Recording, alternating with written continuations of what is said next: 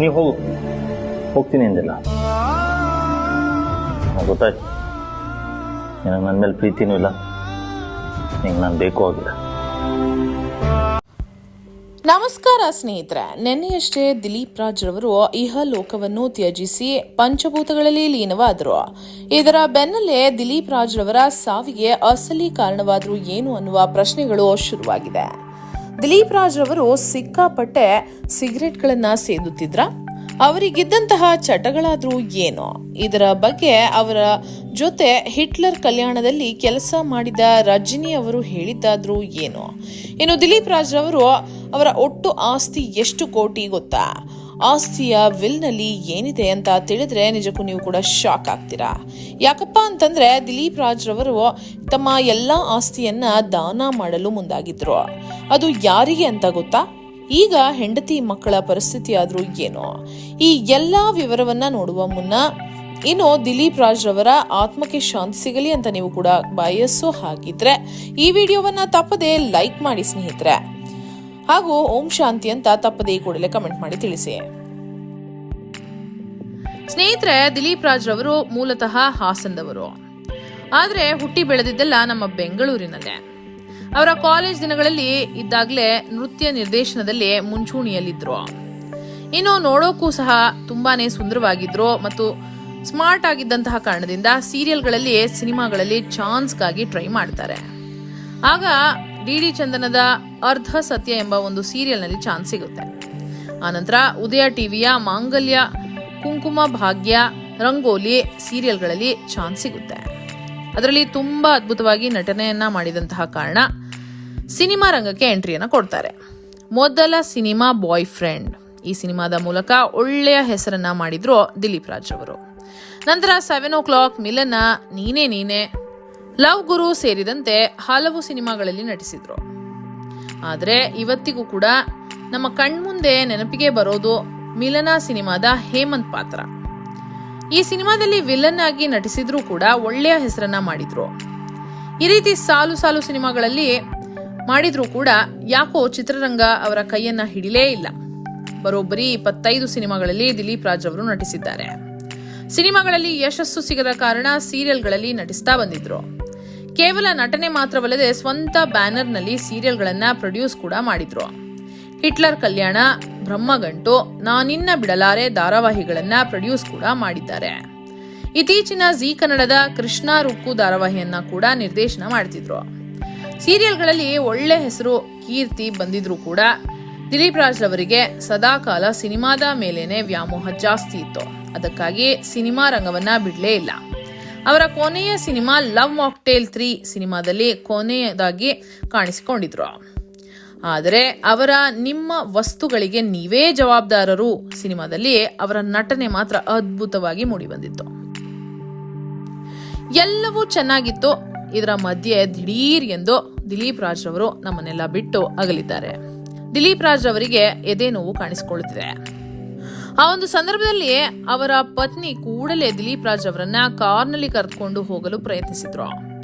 ಆದ್ರೆ ಮೆಟ್ಟಿಲ ಬಳಿ ದಿಲೀಪ್ ರಾಜ್ ಅವರು ಕುಸಿದು ಬಿದ್ದಿದ್ದಾರೆ. ಆಗ ಪತ್ನಿ ಶ್ರೀವಿದ್ಯಾ ಕೂಡಲೇ ರೋಡ್ಗೆ ಹೋಗಿ ಯಾರಾದ್ರೂ ಕಾಪಾಡಿ ಕಾಪಾಡಿ ಅಂತ ಜೋರಾಗಿ ಕೂಗಾಡಿದ್ದಾರೆ. ಆಗ ಅಲ್ಲೇ ಆಟೋದಲ್ಲಿ ಹೋಗ್ತಿದ್ದಂತಹ ವ್ಯಕ್ತಿಯು ದಿಲೀಪ್ ರಾಜ್ ಅವರನ್ನು ಮತ್ತು ಅವರ ಪತ್ನಿಯನ್ನು ಆಟೋದಲ್ಲಿ ಕೂರಿಸಿಕೊಂಡು ಸಮೀಪದಲ್ಲೇ ಇದ್ದಂತಹ ಒಂದು ಆಸ್ಪತ್ರೆಗೆ ಹೋಗಿದ್ದಾರೆ. ಆದ್ರೆ ಆಸ್ಪತ್ರೆಯಲ್ಲಿ ವೈದ್ಯರು ಕೂಡ ಇರಲಿಲ್ಲ. ಅಲ್ಲಿಂದ KR ಆಸ್ಪತ್ರೆಗೆ ತೆರಳಿದ್ದಾರೆ. ಅಲ್ಲೂ ಕೂಡ ಡ್ಯೂಟಿ ಡಾಕ್ಟರ್ಗಳು BP ಚೆಕ್ ಮಾಡಿ ಇಲ್ಲೂ ಕೂಡ ಡಾಕ್ಟರ್ ಇಲ್ಲ, ಬೇರೆ ಕಡೆ ದಯವಿಟ್ಟು ಕರ್ಕೊಂಡು ಹೋಗಿ ಅಂದಿದ್ದಾರೆ. ಇನ್ನೇನು ಆಟೋದಲ್ಲಿ ಕೂರಿಸಿಕೊಂಡು ಹೋಗುವಷ್ಟರಲ್ಲಿ ದಾರಿಯಲ್ಲೇ ದಿಲೀಪ್ ರಾಜ್ ಅವರ ಪ್ರಾಣ ಪಕ್ಷಿ ಹಾರಿ ಹೋಯಿತು. ಇದರಲ್ಲಿ ಬೇಸರವಾದಂತಹ ಒಂದು ಸಂಗತಿ ಏನಪ್ಪಾ ಅಂತಂದ್ರೆ, 2 ಆಸ್ಪತ್ರೆಗೆ ಹೋಗಿದ್ರು ಕೂಡ ಡಾಕ್ಟರ್ಗಳು ಇಲ್ಲದೆ ಇರೋದು ನಿಜಕ್ಕೂ ಅಪರಾಧವೇ ಸರಿ.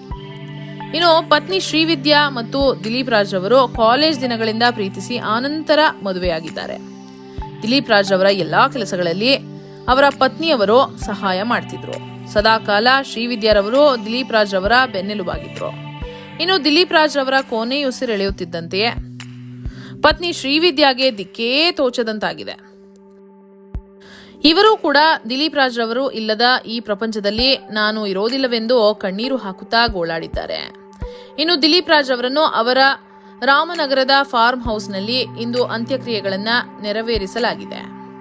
ಇನ್ನು ದಿಲೀಪ್ ರಾಜ್ ಅವರ ಅಂತ್ಯಕ್ರಿಯೆಗೆ ಸಿನಿ ರಂಗದ ದಿಗ್ಗಜರಾದ golden star Ganesh, Rishab Shetty, S Narayan ಇವರೆಲ್ಲರೂ ಸೇರಿದಂತೆ ಹಲವರು ಸಾಂತ್ವನವನ್ನು ವ್ಯಕ್ತಪಡಿಸಿದ್ದಾರೆ. ಇನ್ನು ದಿಲೀಪ್ ರಾಜ್ ಅವರಿಗೆ 2 ಮುದ್ದಾದ ಹೆಣ್ಣು ಮಕ್ಕಳಿದ್ದಾರೆ. ಇವರ ಹೆಸರು ಧೃತಿ ಹಾಗೂ ಅದಿತಿ ಅಂತ. ಇವರು ಆಗಾಗ ಜಿ ಕುಟುಂಬದ ಕಾರ್ಯಕ್ರಮಗಳಲ್ಲಿ ಕಾಣಿಸಿಕೊಳ್ತಿದ್ರು. ಸ್ನೇಹಿತರೆ, ನಟಿ ರಜನಿ ದಿಲೀಪ್ ರಾಜ್ ಅವರೊಂದಿಗೆ ಹಿಟ್ಲರ್ ಕಲ್ಯಾಣದಲ್ಲಿ 4 ವರ್ಷಗಳ ಕಾಲ ಒಟ್ಟಿಗೆ ಕೆಲಸವನ್ನ ಮಾಡಿದ್ರು. ಇನ್ನು ಅವರು ದಿಲೀಪ್ ರಾಜ್ ರವರ ಬಗ್ಗೆ ಇನ್ಸ್ಟಾಗ್ರಾಮ್ನಲ್ಲಿ ಈ ರೀತಿ ಒಂದು ಪೋಸ್ಟ್ ಅನ್ನ ಹಾಕಿದ್ರು. We miss you sir. ಒಂದ್ಸಲ ಇವೆಲ್ಲವೂ ಸುಳ್ಳಾದ್ರೆ ಎಷ್ಟು ಚಂದ ಅನ್ಸುತ್ತೆ. ನಿಮ್ಮನ್ನ ಯಾವತ್ತೂ ಮರೆಯೋಕೆ ಆಗಲ್ಲ ಸರ್. ನಿಮ್ ಜೊತೆ ನಟಿಸಿದ್ದ ಆ ದಿನಗಳು ಜೀವನದಲ್ಲಿ ಸವಿ ನೆನಪುಗಳು ಅಂತ ಕಣ್ಣೀರಿನ ಪೋಸ್ಟ್ ಒಂದನ್ನ ಹಾಕಿದ್ದಾರೆ. ಇನ್ನು ಮಿಲನ ಸಿನಿಮಾದಲ್ಲಿ ನಟಿಸಿದ್ದಂತಹ ನಾಯಕಿ ಪಾರ್ವತಿ ಮೆನನ್ ರವರು ಟಿವಿ ಚಾನೆಲ್ ಒಂದಕ್ಕೆ ಸಂದರ್ಶನ ನೀಡುವಾಗ ದಿಲೀಪ್ ರಾಜ್ ಅವರ ಬಗ್ಗೆ ಈ ರೀತಿ ಹೇಳಿದ್ದಾರೆ. ದಿಲೀಪ್ ರಾಜ್ ಅವರನ್ನು ಕಳೆದುಕೊಂಡು ತುಂಬಾನೇ ಬೇಜಾರಾಗ್ತಿದೆ. ಆ ಸಿನಿಮಾದಲ್ಲಿ ನಟಿಸಿದಂತಹ ಪುನೀತ್ ರಾಜ್ಕುಮಾರ್ ಅವರನ್ನು ಕೂಡ ನಾವು ಕಳೆದುಕೊಂಡಿದ್ದೇವೆ. ಜೀವನದಲ್ಲಿ ದಿಲೀಪ್ ರಾಜ್ ಅವರು ತುಂಬಾನೇ ಸಾಧಿಸಬೇಕು ಎಂದು ಮಹದಾಸೆಯನ್ನ ಇಟ್ಕೊಂಡಿದ್ದಂಥವ್ರು. ಸದಾಕಾಲ ಹೇಗೆ ಬೆಳಿಬೇಕು, ಯಾವ್ಯಾವ ಸಿನಿಮಾಗಳನ್ನ ಮಾಡಬೇಕು ಅನ್ನೋದ್ರ ಬಗ್ಗೆನೇ ಚರ್ಚೆ ಮಾಡ್ತಿದ್ರು ಅವರು. ಅವರಿಗಿದ್ದಂತಹ ಏಕೈಕ ಚಟ ಅಂತಂದ್ರೆ ಅದುವೇ ಸಿನಿಮಾವಾಗಿತ್ತು. ಆದ್ರೆ ಈಗ ಅವರನ್ನ ಕಳೆದುಕೊಂಡಿರೋದು ನಿಜಕ್ಕೂ ತುಂಬಾನೇ ಬೇಜಾರಾಗ್ತಿದೆ ಅಂತ ಪಾರ್ವತಿ ಮೆನನ್ ರವರು ತಿಳಿಸಿದ್ದಾರೆ. ಇನ್ನು ದಿಲೀಪ್ ರಾಜ್ ರವರ ಆಸ್ತಿ ಬರೋಬ್ಬರಿ 25 ರಿಂದ 30 ಕೋಟಿ ರೂಪಾಯಿ ಎಂದು ಅಂದಾಜಿಸಲಾಗಿದೆ. ಇನ್ನು ಒಂದು ಇಂಟರ್ವ್ಯೂನಲ್ಲಿ ಖುದ್ದು ದಿಲೀಪ್ ರಾಜ್ ರವರೇ ಹೇಳಿದ್ರು, ನಾನು 50 ವರ್ಷಕ್ಕೆ ರಿಟೈರ್ ಆಗಬೇಕು ಮತ್ತು ನನ್ನ ಹೆಂಡತಿ ಮಕ್ಕಳ ಜೊತೆ ರಾಮನಗರದ ಫಾರ್ಮ್ ಹೌಸ್ನಲ್ಲಿ ಜೀವನವನ್ನ ಸಾಗಿಸಬೇಕು ಮತ್ತು ನನ್ನ ಎಲ್ಲಾ ಆಸ್ತಿಯನ್ನ ಇಸ್ರೋಗೆ ದಾನ ಮಾಡ್ತೀನಿ ಅಂತ ಹೇಳಿದ್ರು. ಈಗ ಅವರ ಪತ್ನಿ ಯಾವ ನಿರ್ಧಾರ ತೆಗೆದುಕೊಳ್ತಾರೋ ಅಂತ ಕಾದು ನೋಡಬೇಕು ಅಷ್ಟೇ. ಇನ್ನು ದಿಲೀಪ್ ರಾಜ್ ಅವರು ತುಂಬಾ ಆರೋಗ್ಯವಾಗಿದ್ರು. ನಿನ್ನೆ ಅವರು ಫುಲ್ ಬಾಡಿ ಚೆಕ್ಅಪ್ ಮಾಡಿಸ್ಕೊಳ್ಳಲು ಅಂತ ಅಪಾಯಿಂಟ್ಮೆಂಟ್ ಅನ್ನ ಕೂಡ ತೆಗೆದುಕೊಂಡಿದ್ರು. ಆದ್ರೆ ವಿಧಿ ಈ ರೀತಿ ಆಟವಾಡಿ ಬಿಡ್ತು. ಅತಿಯಾದ ಕೆಲಸದ ಒತ್ತಡ, ವರ್ಕ್ ಪ್ರೆಷರ್ ಮತ್ತು ತುಂಬಾ ಸ್ಮೋಕ್ ಮಾಡ್ತಿದ್ರು. ಅದಕ್ಕಾಗಿಯೇ ಹಾರ್ಟ್ ಅಟ್ಯಾಕ್ ಆಗಿರಬಹುದು ಎಂದು ಕೆಲವರ ಅಭಿಪ್ರಾಯವಾಗಿದೆ. ಆದರೆ ದಿಲೀಪ್ ರಾಜ್ ರವರು ಇಲ್ಲದ ಈ ಚಿತ್ರರಂಗ ತುಂಬಾ ಬರುಡಾಯಿತು ಅಂತಾನೆ ಹೇಳಬಹುದು. ದಿಲೀಪ್ ರಾಜ್ ರವರು ಯಶ್, ಗೋಲ್ಡನ್ ಸ್ಟಾರ್ ಗಣೇಶ್, ದುನಿಯಾ ವಿಜಿ, ಶ್ರೀನಗರ್ ಕಿಟ್ಟಿ ಇವರೆಲ್ಲರ ಜೊತೆನೆ ಇಂಡಸ್ಟ್ರಿಗೆ ಕಾಲಿಟ್ರು. ಆದ್ರೆ ಅವರು ಅಂದ್ಕೊಂಡಿದ್ದ ಮಟ್ಟಿಗೆ ಅವರಿಗೆ ಒಂದು ಯಶಸ್ಸು ಸಿಗಲೇ ಇಲ್ಲ. ಅಂಬಿ ನಿನಗೆ ವಯಸ್ಸಾಯ್ತು ಸಿನಿಮಾದ ಶೂಟಿಂಗ್ ಸಂದರ್ಭದಲ್ಲಿ ಖುದ್ದು ಅಂಬರೀಶ್ ರವರೇ ದಿಲೀಪ್ ರಾಜ್ ರವರನ್ನ ಕೇಳಿದ್ರಂತೆ, ನೀನು ಒಳ್ಳೆ ಆಕ್ಟಿಂಗ್ ಮಾಡ್ತೀಯಾ, ನೋಡೋದಕ್ಕೂ ತುಂಬಾನೇ ಸ್ಮಾರ್ಟ್ ಆಗಿದ್ಯಾ, ಚೆನ್ನಾಗಿದ್ಯಾ, ಒಳ್ಳೆ ಡಾನ್ಸ್ ಕೂಡ ಮಾಡ್ತೀಯಾ, ಆದ್ರೂ ಯಾಕೆ ನಿನ್ನ ಯಾವ ಸಿನಿಮಾಗಳು ಹಿಟ್ ಆಗಿಲ್ಲ ಅಂತ ಕೇಳಿದ್ರಂತೆ. ಅದಕ್ಕೆ ದಿಲೀಪ್ ರಾಜ್ ರವರು ಮುಗುಳ್ನಗುತ್ತಾ, ನನಗೆ ಲಕ್ಕಿಲ್ಲ ಬಿಡಿ ಅಣ್ಣ ಅಂತ ಹೇಳಿದ್ರಂತೆ. ಇನ್ನು ದಿಲೀಪ್ ರಾಜ್ ರವರಿಗಿದ್ದ ಏಕೈಕ ಕೊನೆಯ ಆಸೆ ಅಂತಂದ್ರೆ ಅವರ ಯಾವುದಾದ್ರೂ ಒಂದು ಸಿನಿಮಾ ದೊಡ್ಡ ಹಿಟ್ ಆಗಿ 100 ದಿನಗಳ ಕಾಲ ಯಶಸ್ವಿಯಾಗಿ ಪ್ರದರ್ಶನಗೊಂಡು ಒಂದು ಫಿಲ್ಮ್ ಫೇರ್ ಅವಾರ್ಡ್ ಪಡಿಲೇಬೇಕು ಎಂಬುದು ಅವರ ಜೀವನದ ದೊಡ್ಡ ಮಹದಾಸೆಯಾಗಿತ್ತು. ಆದ್ರೆ ಕೊನೆಗೂ ಆ ಆಸೆ ಈಡೇರಲೇ ಇಲ್ಲ. ಇನ್ನು ದಿಲೀಪ್ ರಾಜ್ ರವರ ಅಭಿನಯದ ಯಾವ ಸಿನಿಮಾ ಅಥವಾ ಸೀರಿಯಲ್ ನಿಮ್ಮ ಫೇವರೆಟ್ ಅಂತ ತಪ್ಪದೇ ನಮಗೆ ಕಮೆಂಟ್ ಮಾಡಿ ತಿಳಿಸಿ. ಹಾಗೆ ಈ ವಿಡಿಯೋವನ್ನ ತಪ್ಪದೇ ಎಲ್ಲರಿಗೂ ಶೇರ್ ಮಾಡಿ. ಧನ್ಯವಾದಗಳು.